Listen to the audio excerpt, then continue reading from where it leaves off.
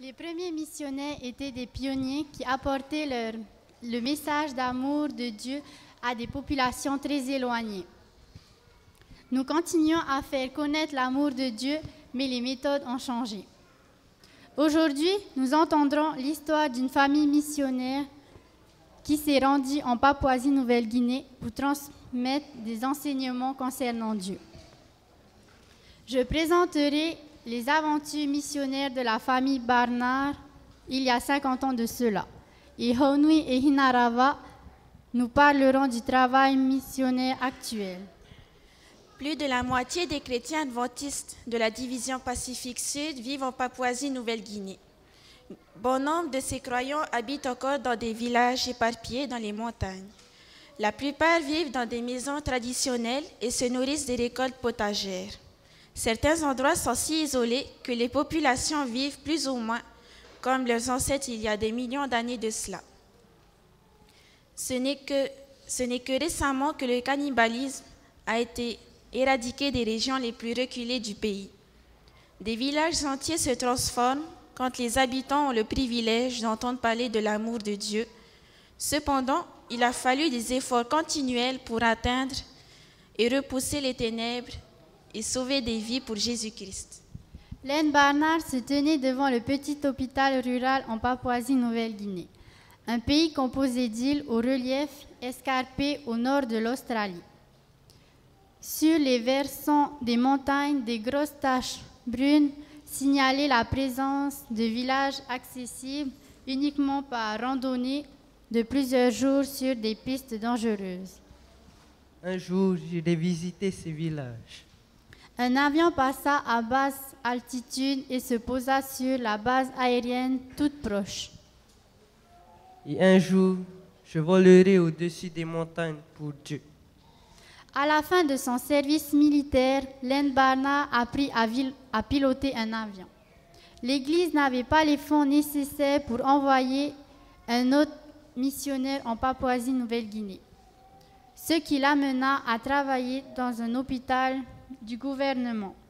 Il apprit à soigner des patients atteints de lèpre, une maladie redoutable et contagieuse qui ronge les doigts, les oreilles, les mains et les pieds. Un an plus tard, le président de la mission adventiste locale invita la famille Barnard à implanter une léproserie et une colonie dans les montagnes. Il était enfin des missionnaires. La première maison de la famille fut une hutte recouverte d'herbes sèches. Quelques semaines après leur arrivée, cette maison brûla entièrement et la famille perdit tout. Mais ses membres eurent la vie sauve. Néanmoins, le travail auprès des lépreux progressa rapidement. Aujourd'hui, la plupart des missionnaires habitent dans des maisons en briques de béton. Mais les gens des villages isolés vivent encore dans des maisons de bois et de chaume. Grâce aux médicaments modernes, la lèpre n'est plus aussi redoutable qu'à l'époque. Si on la soigne assez tôt, la plupart des personnes vivent normalement. Mais Len Barnard savait que des centaines de villages avaient besoin de soins médicaux et de l'espérance que Jésus accorde. Il me faut les atteindre. Accompagné de porteurs, il marcha pendant des jours sur des pistes escarpées et dangereuses pour procurer des soins médicaux aux malades et leur parler de Jésus. Si seulement nous avions un avion, nous pourrions construire des pistes d'atterrissage et aider ces personnes en quelques heures, au lieu de plusieurs jours. Il fallut attendre 18 ans avant que Len Barnard pilote le premier avion missionnaire jusqu'en Papouasie-Nouvelle-Guinée. L'avion transporta des ouvriers vers de nouveaux territoires et les blessés ou malades à l'hôpital en quelques heures. Quand un nouveau village était amené à Jésus, Len Barnard encourageait les habitants à construire une église et une piste d'atterrissage recouverte d'herbe.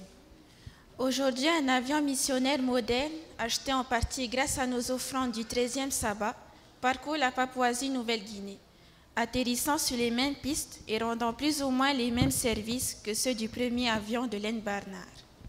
La famille Barna a travaillé en Papouasie-Nouvelle-Guinée pendant 25 ans. Heureux de voir les villageois qui étaient païens servir Dieu en tant que pasteurs et infirmiers. Les cliniques qu'il avait aidé à démarrer étaient encore l'unique source d'aide médicale. Et l'avion missionnaire servait de lien avec le monde extérieur. Le travail de pionnier entrepris par la famille Barna reflète le même esprit missionnaire qui anime la Papouasie-Nouvelle-Guinée aujourd'hui. L'offrande du 13e sabbat est issue de la passion de faire connaître Christ et sa parole aux non-croyants. Démarche initiée par les Barnard et d'autres pionniers missionnaires. Len Barnard avait en vue d'utiliser un avion pour atteindre les parties les plus isolées de la Papouasie-Nouvelle-Guinée. Acheté en partie grâce à notre offrande du 13e sabbat, l'avion missionnaire de l'Église poursuit aujourd'hui cette mission.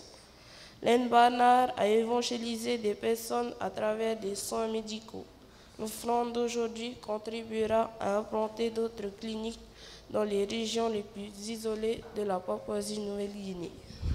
Len Barnard a témoigné de l'amour de Dieu à des personnes qui n'en avaient jamais eu connaissance. Une partie de l'offrande d'aujourd'hui permettra d'acheter des lecteurs MP3 solaires pour continuer à porter l'amour de Dieu aux habitants de Papouasie-Nouvelle-Guinée et du Pacifique Sud. Des Bibles pour les enfants du Pacifique Sud. Beaucoup d'adultes ne savent toujours pas lire et écrire. Ils dépendent des enfants pour écouter la parole de Dieu. Des familles entières peuvent être fortifiées en Christ grâce à une seule Bible. Notre offrande permettra de poursuivre le combat contre les ténèbres spirituelles et dans les habitants du Pacifique Sud à entendre que Dieu les aime et qu'il désire les préparer à vivre avec lui pour l'éternité.